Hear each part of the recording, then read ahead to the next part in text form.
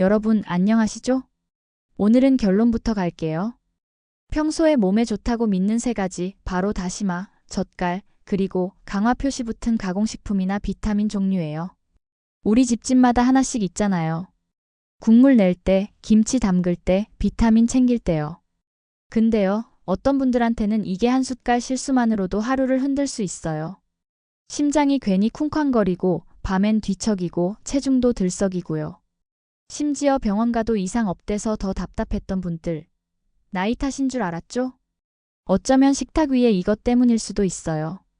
왜 그런지 오늘 제가 차근차근 풀어드릴게요. 오늘의 핵심 주제, 바로 알려드릴게요. 그 스위치가 바로 갑상선이에요. 흔하다고 절대 만만한 게 아니거든요. 호르몬이 살짝만 틀어져도 마음부터 휘청해요. 이유 없이 우울해지고 괜히 불안해지고 예민해지기도 하고요. 특히 여성분들은 체중이 확 늘거나 반대로 기운이 쭉 빠질 때가 있어요. 갱년기겠거니 하다가 놓치기도 쉽죠. 그래서 오늘은 보통은 좋은데 이 질환에겐 치명적일 수 있는 그 경계선을 딱 잡아볼 거예요. 갑상선은 내 몸의 에너지, 체온, 기분까지 챙기는 스위치 같아요. 이 스위치를 움직이는 재료가 바로 요오드거든요. 모자라도 문제고 너무 많아도 탈이 나곤 하지요. 그러니까 언제 얼마나가 핵심인 거예요. 특히 치료를 앞둔 분들은 요오드를 거의 끊다시피 해야 해서 한 끼 실수가 치료 시기까지 미루게 만들 수 있다는 거죠. 이게 현실이에요. 그러니 지금은 많아서 위험해지는 순간을 먼저 짚고 갈게요. 사례 하나 들면요. 40 넘은 여성분인데 커피 줄였는데도 심장이 자꾸 쿵쾅대고 손이 떨리더래요. 알고 보니 샐러드에 액젓을 매일 톡톡. 설마 액젓이요? 했지만 그게 불씨였던 거죠. 또 다른 분은 치료 앞두고 가족이 다시마 진국을 끓여드렸대요. 한 번쯤 괜찮겠지 했지만 그 한 끼로 치료 일정이 밀렸어요. 사랑이 독이 된 안타까운 사례인 거죠.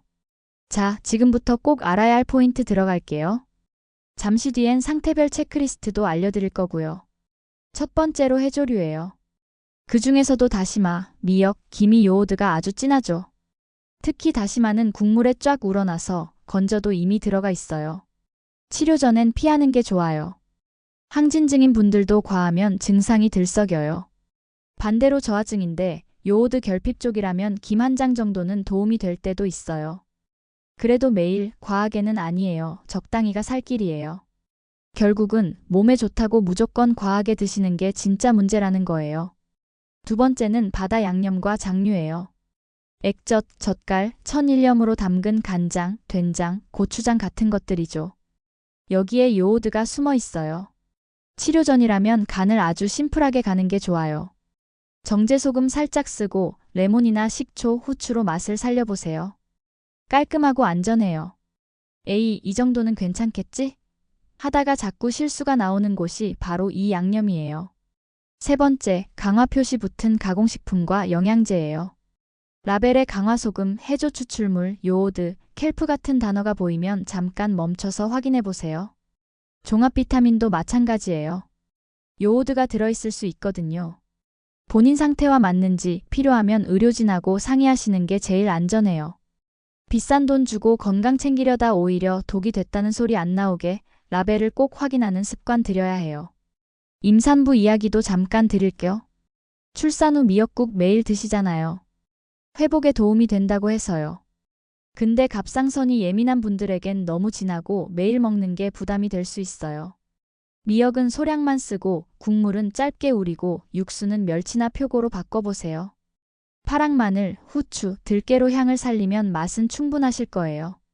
소금은 정제소금으로 살짝만요. 김은 매일보단 가끔, 양도 반 정도만 이렇게만 바꿔도 마음이 한결 편해지실 거예요. 실제로 둘째 낳고 조리 중이신 분이 미역국 진하게 하루 2그릇씩 매일 드시다가 심장이 빨라지고 손이 떨리더래요. 진하기와 빈도만 조절해도 훨씬 편해졌다는 사례 꼭 기억하세요.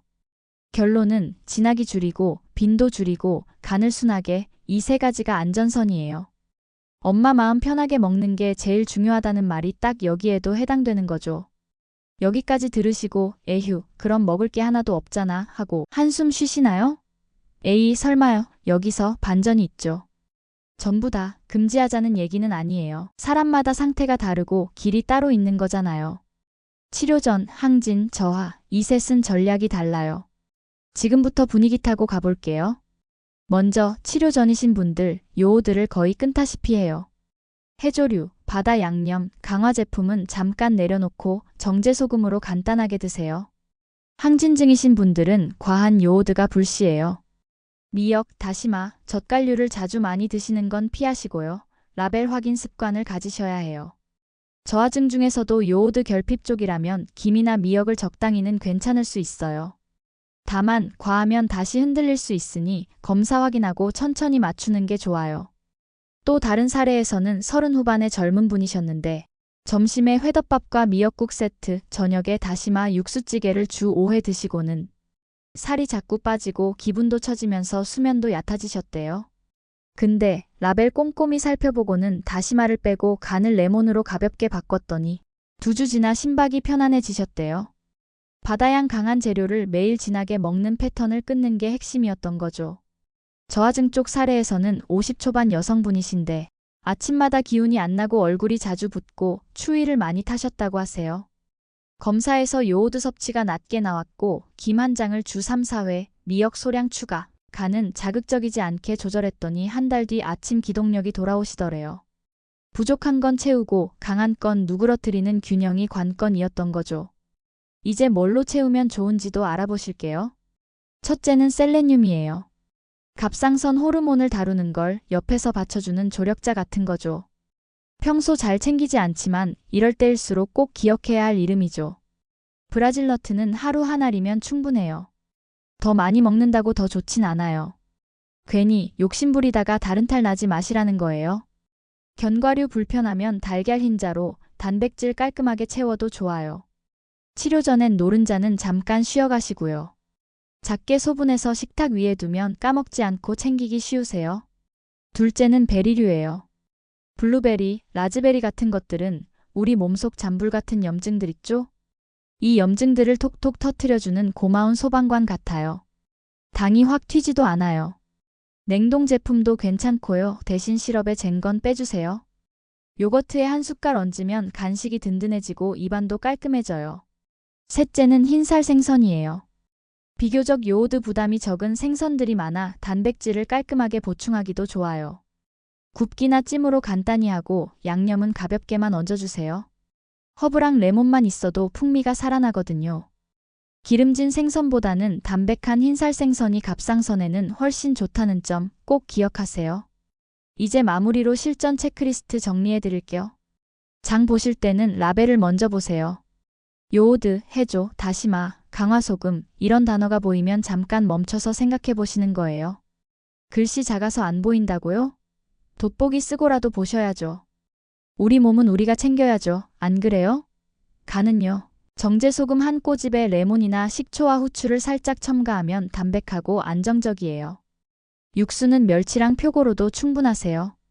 다시마는 아주 짧게 우리거나 아예 생략해도 맛이 날 거예요. 육수의 기본이라고 생각했던 다시마, 이제 필요할 때만 조금 쓰는 걸로 바꾸자고요. 간식은 브라질너트, 한 알, 냉동 베리 한 줌이면 딱 좋아요. 비타민류는 요오드 함량을 먼저 확인하시고 필요하면 다른 제품으로 바꾸시면 되세요. 정리해 볼게요. 다시마, 액젓, 강화 가공식품과 영양제는 평소엔 괜찮아 보여도 어떤 분들에겐 작은 방아쇠가 될 수 있어요. 치료 전엔 거의 제로에 가깝게, 항진은 과다금지, 저하 중에서도 결핍형은 적당히, 이게 핵심이에요. 부족한 건 셀레늄, 베리, 흰살 생선으로 안전하게 채워요. 라벨 확인 습관은 평생 보험이고요. 오늘 내용도 도움이 되셨으면 진심 좋겠어요. 그리고 여러분 중 비슷한 경험 있으신 분들 댓글로 남겨주시면 다른 분들에게 많은 참고가 되실 거예요. 그리고 이 영상의 내용은 일반 정보라서요. 식단 크게 바꾸시기 전엔 의료진이랑 꼭 한번 상의하시면 더 안전하실 거예요. 오늘 유익한 시간이셨다면 구독과 좋아요 꾹 눌러주시고 알림 설정까지 해두시면 똑소리 나는 저의 먹거리 잔소리 편하게 받아보실 수 있으세요. 건강하게 다음 영상에서도 또 만나시자고요. 안녕.